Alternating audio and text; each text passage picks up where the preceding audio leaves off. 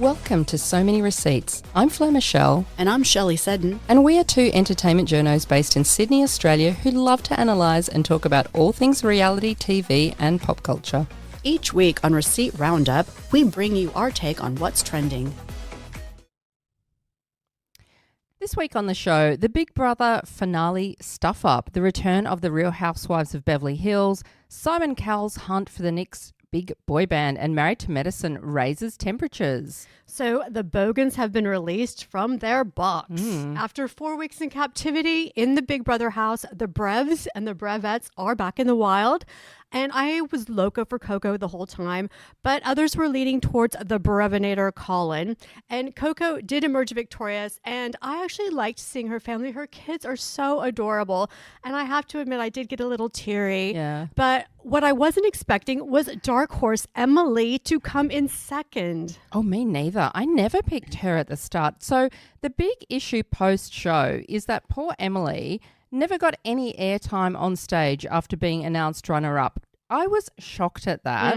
We did a TikTok on this, which has now got 90,000 views. Commentators on our page were furious and really sad for Emily that she was robbed of that moment. Right. So because everything happened so fast, I had to replay the footage back afterwards and I couldn't believe it. So Mel announces Coco as the winner and then Big Brother just says you have 30 seconds to leave the house. Yeah. No, Emily, you've been evicted. Nothing. They didn't even mention her name. Her whole exit wasn't shown. No stage interview. I know, it all seemed really rushed at the end. And at that point, you know, the show was running overtime. But couldn't they extend it just a few minutes more? Yeah. The show on Next was a repeat of NCIS. Exactly. Would they have done that to Colin or Coco if they'd been runner-up? I don't think so. I felt so sorry for her. Yeah, well, Emily, she flew very much under the radar. And to me, she seems like an old soul in a young body. I can't believe she's only 30. And whenever she did her interviews with Mel, she was like, darling, doll. It's, you know, since she's a teacher, I wondered maybe her students at the school were voting for her. And I think it's a good thing that the social media ban wasn't in effect earlier in the week. Oh, yes. And, you know, some people in our comments were like, oh, what's the big deal? Mel spoke to her on the couch before she got evicted and they did show her time in the house. But it's really not the same thing. It's like not getting to step up on the winner's podium and get your silver medal at the Olympics. So someone in the crowd shot footage of her walking out on stage. I saw a grab on TikTok, but it was in the ad break. It wasn't shown on the main show. Yeah, I think if they should have cut that couch chat down and just had her on stage for the chat. It would have made more sense. Exactly. So this 2025 Big Brother, it was sort of like a trial run for 10. That's why it was partly only 4 weeks long. 10 actually haven't done a Big Brother for a couple of years now. Obviously, this old format works, but can they please take on the feedback and up the production value so stuff-ups like this do not happen again? Yeah, so Channel 10 have already confirmed it. You know, the show's coming back next year. It's been a rating success when it's so hard to have a hit on free-to-air TV. And hopefully Channel 10 did learn some things this season. And so first of all, can they please give Mel a covered stage in case of Queensland storms? And please do not over-censor the live stream.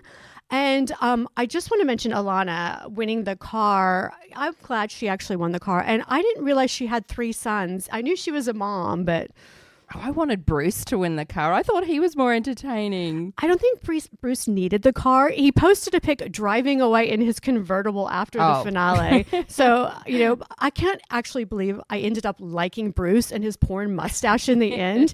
So you can see how much his family means to him. And his bio actually said he dreamed of being married and having a kid by 30. I actually liked him as well. I came to like him. And he and Coco might make a good couple. Well, in theory, I suppose. I think on paper, I hope she's happy being a trad wife. Because it's probably not realistic. He lives on the Gold Coast and Coco is actually from this tiny town on the New South Wales mid-north coast called Scott's Head, which, fun fact, is actually where my in-laws live. Sadly, I've never seen her at the local shop there. There is only one grocery store.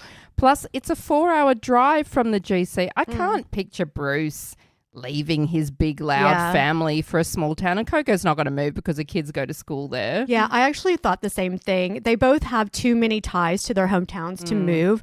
And as for Holly and Colin, I think Colin's 15 minutes are ticking, but I can see Holly. Yeah, I can see Holly using this whole thing to definitely further her career. Well, there's already rumors she might be going into I'm a Celebrity, Get Me Out of Here. Yeah, already. Yeah, supposedly she might be going in as an intruder, and I can totally see that. So I was actually glad Colin didn't win.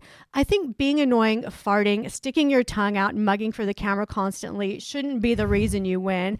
And poor Mel could barely get him to pay attention for 2 minutes for his exit interview. It's like, look, shiny object over here. Can someone please get him some Adderall immediately? Oh, I liked the Brevinator. And I thought it was cute. Mel was referring to his mum as Mrs. Brevington. Yes.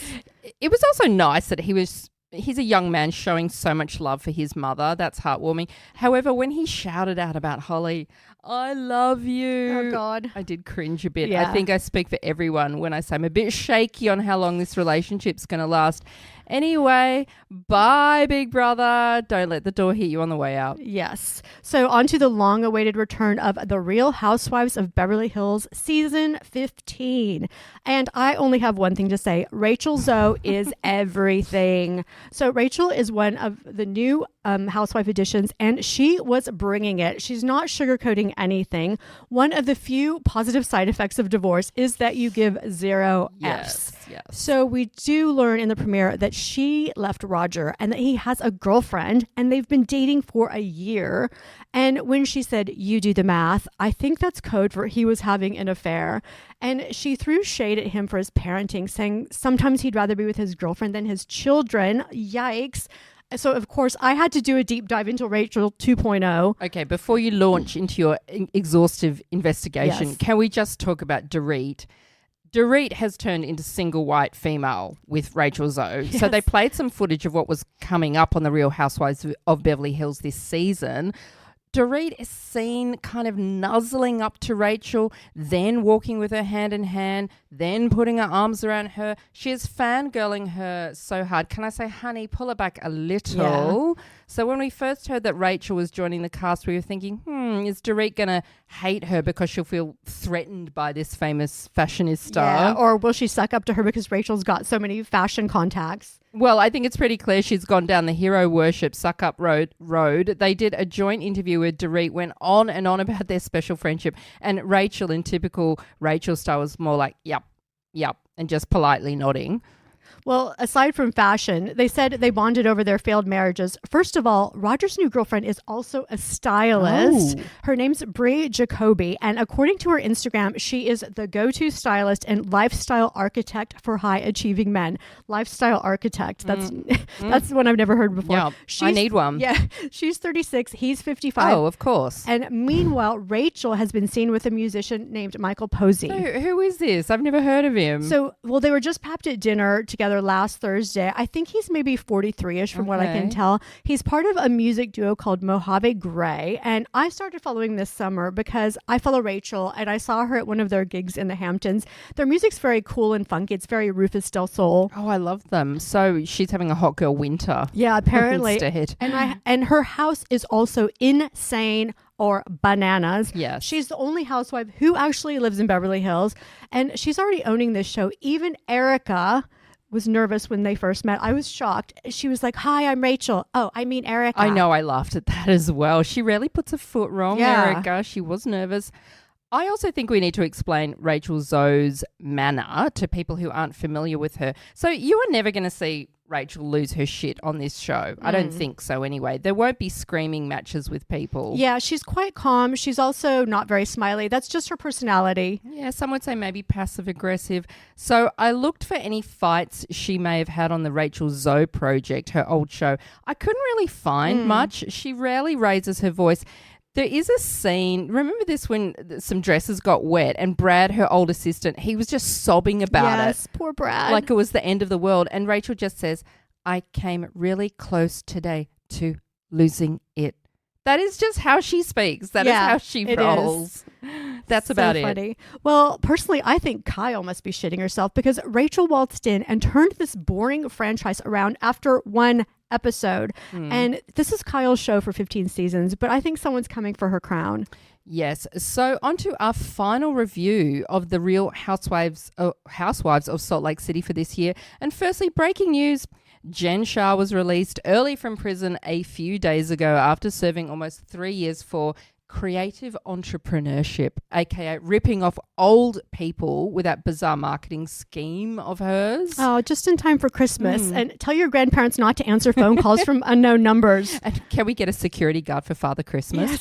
Yes. So Bravo didn't film her release, unlike Karen Huger. Andy Cohen already said he didn't want anything more to do with Jen Shah ever again.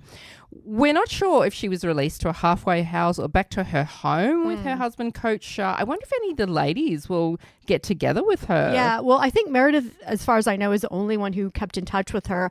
And the reunion was filmed last week in New York. There's no word, on whether the production, producers had secret surprise plane footage. And Bronwyn was in one first chair. Lisa was in the other one. I'm actually surprised Meredith wasn't in a first chair. Yeah, so in the latest episode, Angie Katsanevas whisks the lady off to the country of her heritage, Greece. And honestly, I hope the Greek Tourism Board slipped Angie K a big fat check because she basically turned the trip into Angie's greatest hits of Greece. You guys, isn't this amazing? It's the best. Unbelievable. Did I mention it's amazing? I thought she was going to start selling Greek souvenirs out of a handbag. Yeah, handing out evil eyes to everyone. Yes. Yeah. So there was the usual grilling of Meredith over the plane incident again at the dinner table. And at one point, most of the women were crying about how the incident has rocked their friendships. They have all trauma bonded. Including Whitney. Why was she sobbing? She got so emotional. Yeah. I thought it was funny that Britani, the person at the actual heart of this incident, just sat there with a whatever face. I mean, I love her. Iconic. Yeah. Speaking of Britani, we have a new cabaret queen. So a day after the reunion taped, Britani did her first cabaret show in New York at 54 Below, which is underneath the original Studio 54 nightclub. And the show was appropriately titled What About Me? And there are lots of clips online. Angie, Heather and Whitney made guest appearances recreating Jingle Bell Rock, that scene from Mean Girls to kick off the show. It was pretty funny. It was. And Bronwyn was Regina George's cool mom in the audience taping them. And Meredith and Lisa didn't show up. Shocker. And Britani and her daughter Olivia performed a duet and they got a standing ovation. Well, I also saw on Instagram that Olivia posted clips and said it was a great experience with her and her mum, which I liked because she's gone on a lot about how Britani's been an absent mum. Right. It was nice to hear her saying something positive about her for once. Yes. And Britani also sang an original song about being a friend of. It was really funny. Yeah. And of course, Jared Osmond was there because, shocker, they're back together. And he joined Britani to sing Oh Holy Night as she clutched her beloved unicorn. And apparently he was off key, even though he's an Osmond. So I love everything about this. It's iconic, amazing. But unfortunately, Mary got some bad news because her son, Robert Jr., recently pled guilty to 8 charges, including assault and trespassing. And he originally faced 14 charges. Yeah, so he is currently in jail. The charges involve incidents with him and his estranged wife and her father. I'm thinking at least he's detoxing in jail from drugs, but it wouldn't do much for his mental health. Yeah, especially being, locked up over Christmas. And his wife, Alexiana Smokoff, she filed for divorce a day before he appeared in court, and he'll remain in jail until February when he's sentenced. So this show, it is starting to become a little bit boring because it's all... Well, it's centered so much around this plane incident. Yeah. I mean, how much more can they fight about one TikTok? There is only a few more episodes to go. It's still not too late for some new topics. So anyway, Rose and Thorn time. And I'm kicking off with a rose for the first episode of a new series dropping weekly on Netflix called Simon Cowell, The Next Act. This follows Simon's quest to launch the world's next big boy band. Of course, he's launched some of the biggest boy bands in the world, including 5, Westlife, and the one and only One Direction. I love boy bands. I was a diehard Duran Duran fan, a Duranie as we were called. I also liked seeing Simon's life with his partner Lauren and his team. One of his PRs has been with him for 23 years. I found this really interesting. Well, I have to say, I wouldn't exactly call Duran Duran a boy band. Okay, they were the hottest man band of the time. In the 80s, we were crazy for men, not boys. Yes. Well, I missed the window when it comes to being a boy band fan. I was never into the Backstreet Boys or One Direction, but I found this series just really boring, and I fast forwarded through most of it, especially the auditions. You kept trying to talk me out of Yes. reviewing it, but if I can let you review a JFK Jr. doco, you can give me Simon Cowell. It's fair trade. I've already done the Mormons. Okay. Well, we see in this episode auditions starting out in Liverpool and the ups and downs of the marketing. At first, they only got 93 applicants, but then, of course, it ramps up. And some of the boys have fantastic voices and are very cute. And anyway, we've seen judges sitting at the table, listening to high school boys trying to sing before. I just feel like it's been done to death. I can't imagine enduring 6 episodes of this. Well, we are about to go on break. This is a very fortunate thing for you because it'll be over by the time we're back. So this series was filmed in October last year. In real time, this boy band of now 7 guys has now been formed, and they just announced this week, a few days ago, the name is called December 10. Because that was the date the series premiered, and the boys actually came up with that name themselves. The Netflix marketing team must be crying tears of joy. Yes. December 10. It was the date we launched on Netflix. Yeah. Yes. So I have to address the elephant in the room, Simon's face. He's 66, and whatever plastic fantastic magic happened there, it didn't exactly go to plan. It's particularly jarring when the show cuts back to the old footage of him and suddenly it's like, oh my God, what a shock. That was your old face. I know. So he said, I've had Botox, I've had lasers and this and that. So he's denied having a facelift, but I think it's more about fillers. To me, he looks overfilled and his eyes look different. Well, he wasn't a bad-looking man back in the day, but now he does look a bit like a cartoon character or an avatar. Meanwhile, his partner, Lauren, who's 48, looks completely normal. Yeah, I did like Lauren, and I did some digging. She comes from a wealthy family in America. She was married to this real estate mogul who was one of Simon's close friends. Oh. And Simon and Lauren had an affair, and they had to go public when she became pregnant with their son, Eric, in 2013. So 2 years later, her husband finally filed for divorce in 2015, citing adultery. Scandalous. Ouch. Well, they came across as a pretty normalish couple. And if you do like boy bands, present company excluded, consider checking this out. So I'm dishing out a final thorn for the year for Southern Charm, specifically for the toxic male friendships on the show. So there's a new guy, Whitner, which might be the most ridiculous name on Bravo. He throws a party where everyone has to dress as a literary figure, an author or a character. So we already have a man called Whitney on the show. Now we've got a man called Whitner on the show. I've never heard of these male names in Australia. It must be a Southern thing. Have you heard of them before? I think it's more of a rich people, old money American thing. And I have a rule. If you go to a costume party or a fancy dress, as you call it in Australia, if you have to explain your outfit, it's not a good costume. So the exception to this rule would be Madison in this episode, who came dressed as esteemed author Shep Rose. So we all know Shep didn't write his book. Cough, cough. So shout out to whoever his ghostwriter was. I had no idea who Madison was with the big fat stomach. Yeah, she's pregnant. I know. She did make a little purse out of Shep's book, and carried it around with her. But Austin makes this snarky remark about Craig hanging out in his hot tub with Sally in front of Charlie, which sets Craig off on one of his famous unhinged alcoholic rants. And Craig says Austin's jealous because he's single and Austin is living a lie and needs to break up with his girlfriend. Thank God poor Audrey wasn't at that party. And everyone is shocked that Craig has gone from 0 to 100. But hey, that's what happens when Paige isn't there to babysit.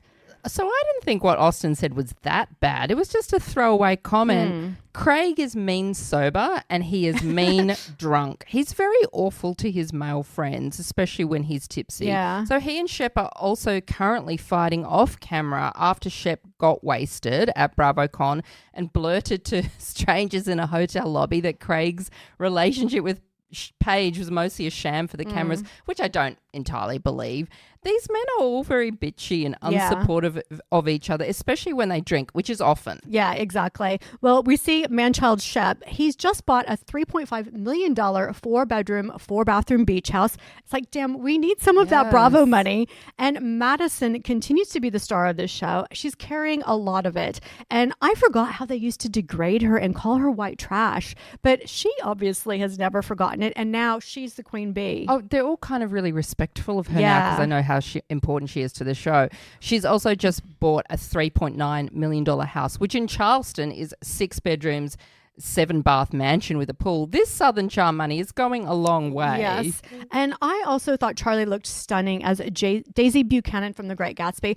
Poor Molly did a Lindsay Lohan from Mean Girls. Remember the Halloween party where Lindsay came as a zombie bride and everyone else was dressed as like a sexy kitten or a sexy something? Oh, yes. Well, poor Molly was dressed as Gandalf with this giant gray sack, and she had a giant gray beard and a giant gray hat. You couldn't even see her face. It's like, bless. This makes me love Nerdy Molly even more. Yeah, so I'm ending also with a thorn for the year for Married to Medicine Season 12, which has just started on HAYU, and I was not a fan. Now, this is a very long-running Bravo franchise. All the women were just at BravoCon, and it's about a bunch of ladies who live in Atlanta. 4 of them are doctors, and the 2 others are married to doctors. Well, I didn't realize that this was actually a franchise in other cities as well, like Houston, Los Angeles. I liked it more than I thought I would. Well, I wanted to like it because they're all intelligent women. So I was hoping for some actually intelligent conversations that are a bit different to the usual housewives type of banter, but no, it was actually quite a screechy show, not exactly classy either. Yeah, I agree. But the houses were amazing, and there was this insane walk-in closet that was pink, and it had this faux cherry blossom tree, pink rug, pink Hermes Avalon blanket. Oh my God, it was my dream closet. We've seen some good closets. In the closet. Yeah, the ceilings are like 3 stories high. I had major real estate envy, and every backyard has a pool and waterfalls. Yeah, it's not too late to go back to medical school. Yeah, Kim went to law school. Go to Kim Atlanta. Kardashian. Yeah, only take you 6 or 7 or 10 years. Yes. Yeah, they were typical rich doctor mansions. Very nice. So in the latest episode 2. We see them at a dance class in booty shorts and stripperish type of attire, twerking. And then Toya and Dr. Heavenly, that's her name, start screaming, with Heavenly threatening to unleash a heap of dirt about Toya. So Dr. Heavenly is also running as a state representative for Georgia. What might the politicians and the voters think when they see this potentially new rep yelling in a mesh body stocking? I know. Well, my complaint about housewives is that I miss seeing them have careers, building businesses, hustling, doing their thing. So I thought it was interesting to see these women at work and find out what kind of doctors they are. And can we please get Married to Medicine Miami starring Dr. Nicole? Yes, well, as long as it's not like this. Yeah. This show actually reminded me a bit of the screeching on the Real Housewives of Atlanta. So sorry, doctors, I won't be tuning in for more. And whilst we're on doctors, Bravo, please bring back Botched with Dr. Terry and Dr. Paul. That is the best doctor show on TV. So I'm ending with my final rose for the year for The New Yorker at 100 on Netflix. The New Yorker magazine celebrated its 100th birthday earlier this year, and this doco takes us through the history of this fabulous magazine. And I'm giving it a rose because I found it fascinating. And I recently finished reading Empire of the Elite, which was a very gossipy book about the history of Condé Nast and mainly featured Vogue, Vanity Fair, and The New Yorker. So this was very timely. I did find it was pretty niche, though. I think people who aren't interested in media or who aren't in media or interested in it might not find it as interesting as we did. Yeah, I still think overall viewers might like it. My husband liked it, but probably because he loves New York. But I think you don't have to read The New Yorker or even know about it to enjoy this documentary. It's just a great story, and it features lots of celebs like Sarah Jessica Parker, and it's narrated by Julianne Moore. And this magazine is such a part of popular culture in the U.S., and I thought Mad Men star Jon Hamm did a good job of describing it. He said, for people like me from the Midwest, you pick up the New Yorker magazine and you get a window into being a New Yorker. I was just looking at Jon Hamm. Yeah, I wasn't exactly. really taking in what he was saying. Still a handsome man. So David Remnick has been the editor for the last 27 years, which is remarkable, after taking over from publishing legend Tina Brown when she left to launch Talk magazine. Do you remember that? I love Talk magazine. Okay, well, it was a venture with Harvey Weinstein. Yikes. She does say that was a huge mistake of hers. Yeah, getting into bed with Harvey Weinstein. Not literally, not just literally, figuratively. Yeah, still not a good idea. Yeah. So the magazine is still thriving and is such an anomaly. It runs 15,000 word features, has no photos on the cover. Each week it's a different piece of art that can be framed. It's beautiful, and it covers a huge range of topics. And even though the great era of magazines is pretty much dead. As Sarah Jessica Parker says in this, you never see anyone reading them on the train anymore. Not that she catches the train. I think she does, actually. I've seen really? it on her The subway? Instagram, yeah. Yeah. I mean, it's still nice that this magazine has not changed in its production processes. Yeah, I loved seeing the staff meetings where people pitch stories, and it made me very nostalgic for the golden days of actual magazines, and it made me realize that I need to start reading the New Yorker more. And this is a tip I actually got from you, Flirsley.